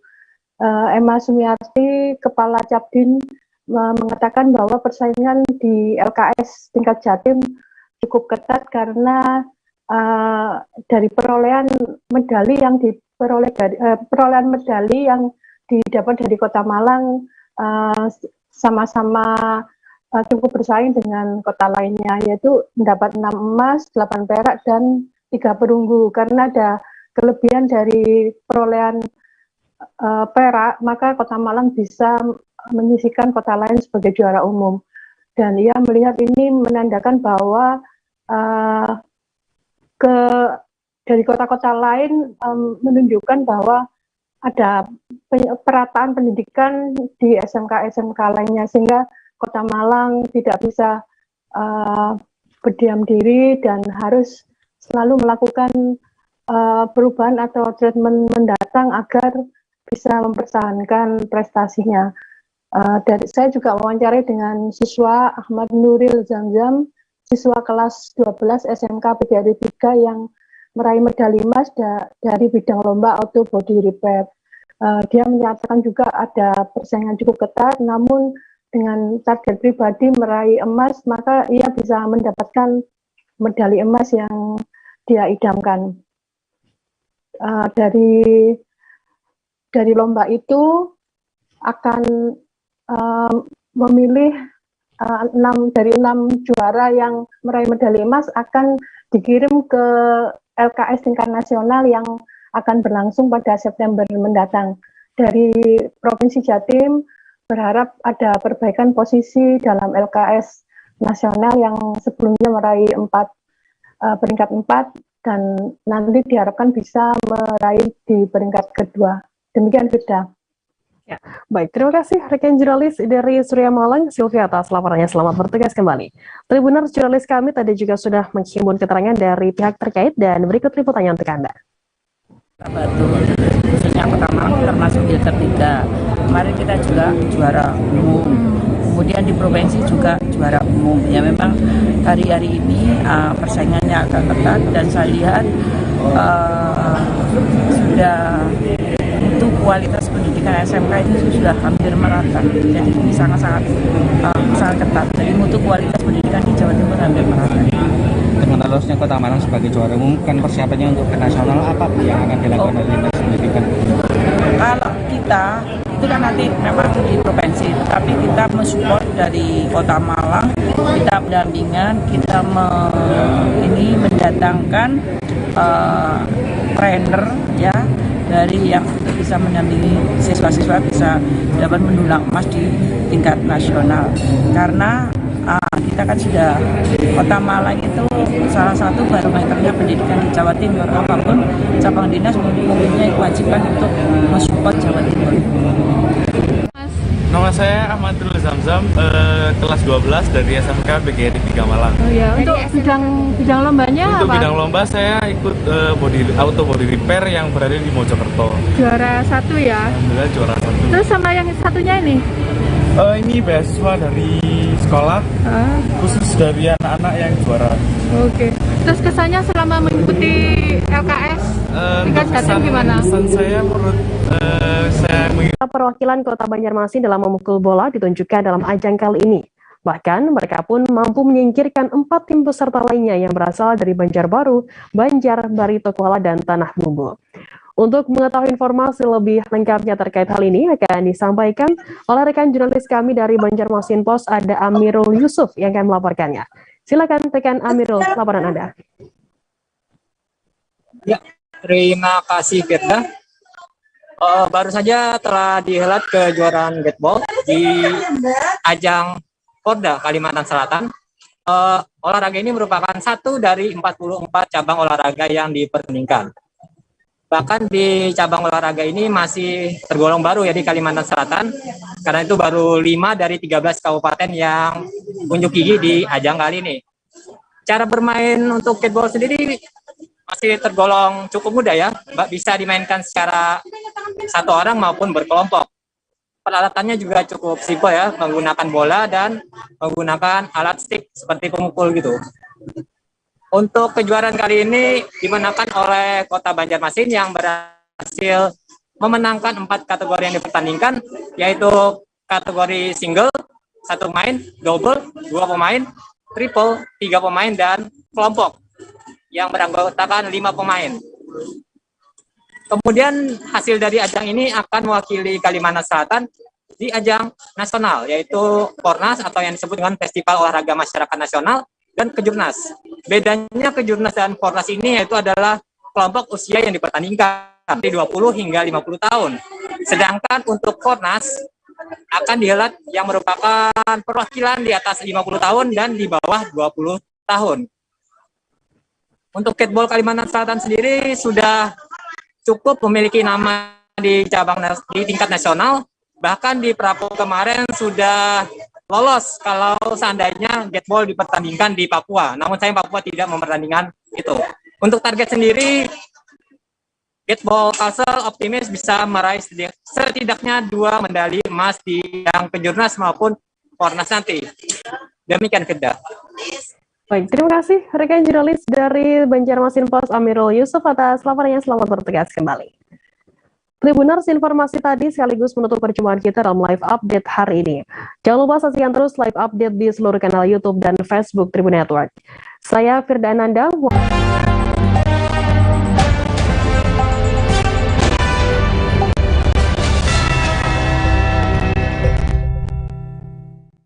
Jangan lupa like, subscribe, dan share ya!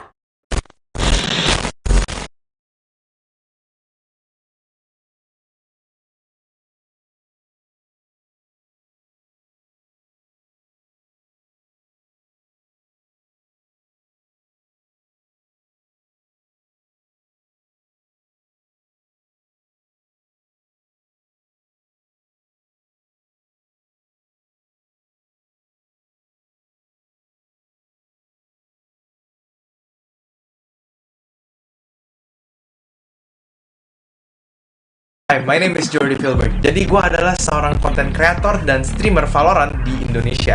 Jadi semenjak gue kecil, gue suka banget sama yang namanya FPS. Dari first person shooter ini itu semua gue mainin. Dan saat gue denger Valorant rilis gitu ya, gue bener-bener tertarik nyobain dan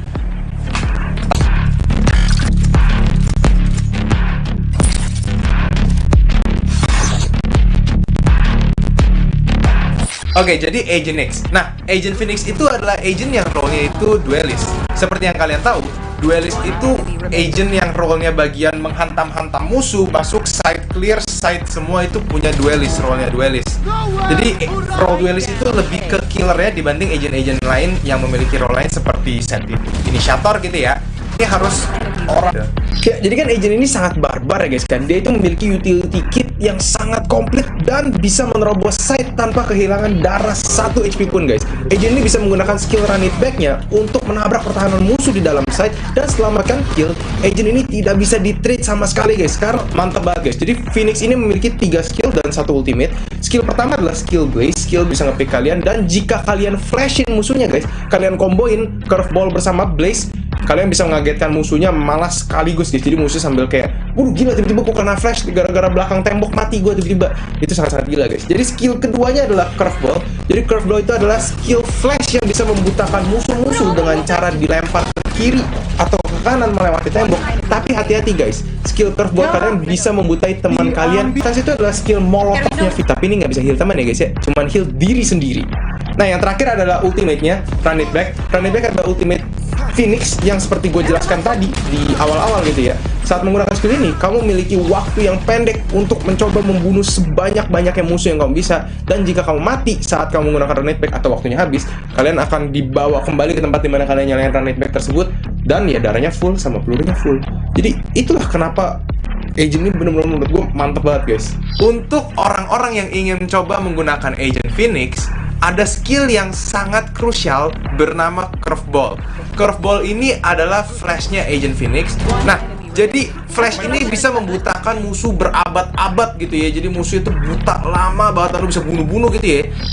Jadi gini, gue pernah kan situasi 11-12 tuh, kayak satu round lagi gue overtime dan nggak jadi kalah tuh.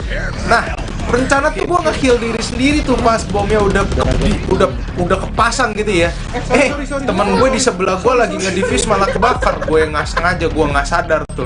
Mati, spike meledak, diomelin lah gue. Aku merasa agent ini cocok banget untuk orang-orang yang mainnya rada barbar, yang suka masuk sembarangan terobos aja gitu ya, yang penting aimnya kuat gitu kan. Nah, dengan utility seperti Hot Hands, pemain Phoenix bisa menculik satu player dan langsung balik lagi ke entry point dan Molotov dan Hot Handsin bakar itu tempat supaya musuh nggak bisa datang untuk nge-trade kalian. Nah, apalagi dengan utility-nya bisa nge-clear site tanpa kalian takut mati, kayak run it back, kill, aman.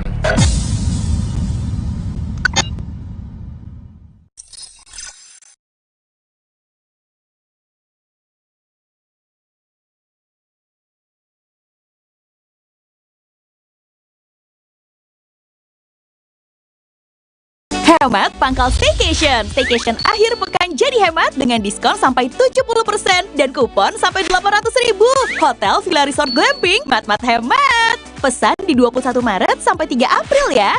Traveloka dulu.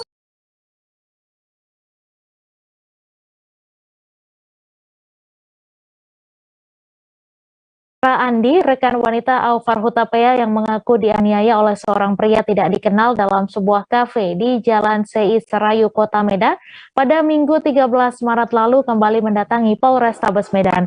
Citra datang didampingi kuasa hukumnya Thompson Hutahean pada Senin 28 Maret.